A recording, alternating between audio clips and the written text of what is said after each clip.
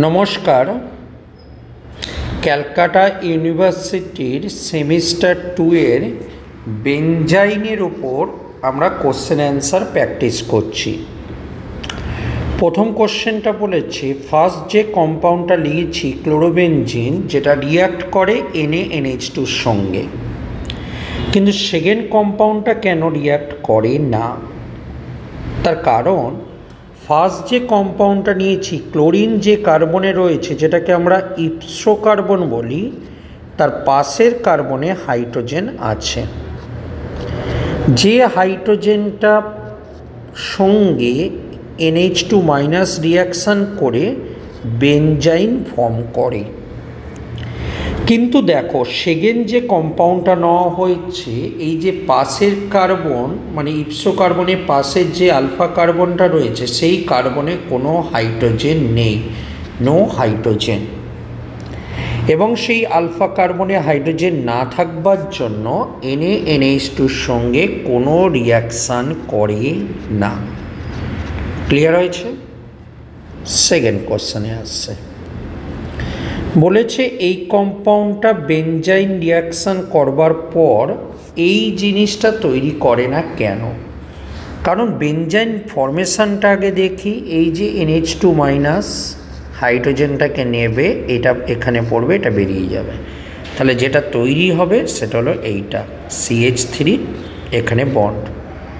এবার NH2 minus দুটো possibility রয়েছে, একটা হলো এইখানটা পড়ে এইটা খুলে দেবে, তার মানে এইখানে NH2 আসবে, এটা একটা পসিবিলিটি, এখানে মাইনাস আসবে, পরবর্তীকালে হাইড্রোজেন চলে আসবে।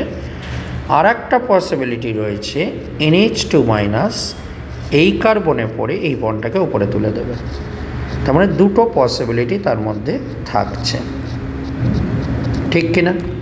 তাহলে দেখো কোনো অবস্থাতেই প্যারা পজিশনে NH2 আসার কোনো পসিবিলিটি নেই। তাহলে আমি কি করব, এই দুটো প্রোডাক্ট দেখাবো, দেখিয়ে বলবো যে প্যারা পজিশনে বেঞ্জাইন ফর্ম করছে না, তাই জন্য এই কম্পাউন্ডটা তৈরি হয় না।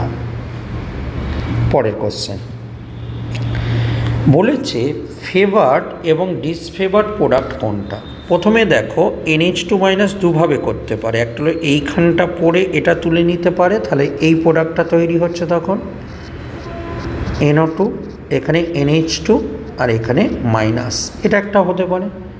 আর একটা পসিবিলিটি কী রয়েছে, এটা এইখানে পড়তে পারতো, এই বন্ডটাকে উপরে তুলে দিতে পারতো, তাহলে তখন তোমার কাছে দেখতে হতো কোনটা, এখানে NH2 আসতো এবং ওপরে NO2 থাকতো, এই দুটো প্রোডাক্ট তৈরি হতে পারত। এবার দেখো খেয়াল করে NO2 গ্রুপ কী করে, NO2 গ্রুপ ইলেকট্রন উইথড্রয়িং করে, ইলেকট্রন উইথড্রয়িং গ্রুপ।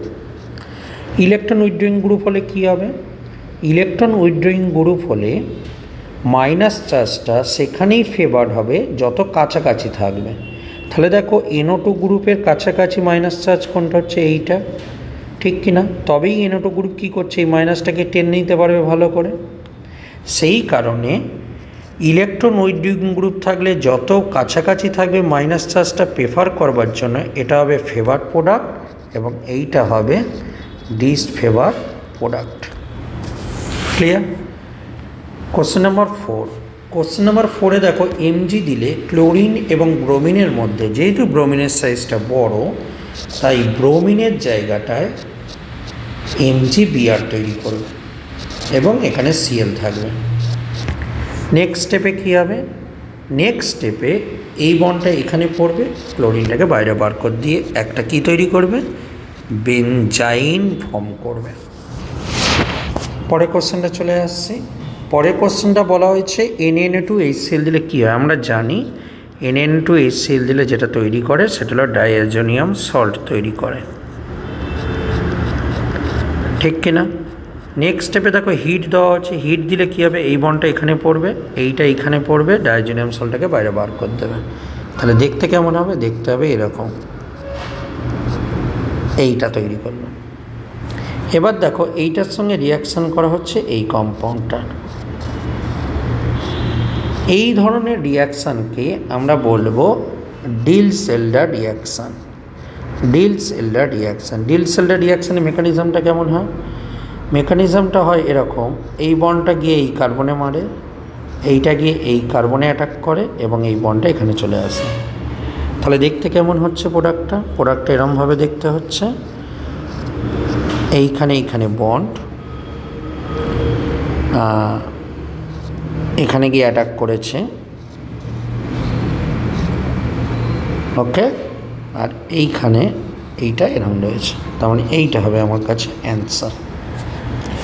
তো এই ছিল আমাদের কিছু important question discussion on benzene reaction, যেটা ক্যালকাটা ইউনিভার্সিটি সেমিস্টার 2 এর কোশ্চেন অনার্স পেপারে।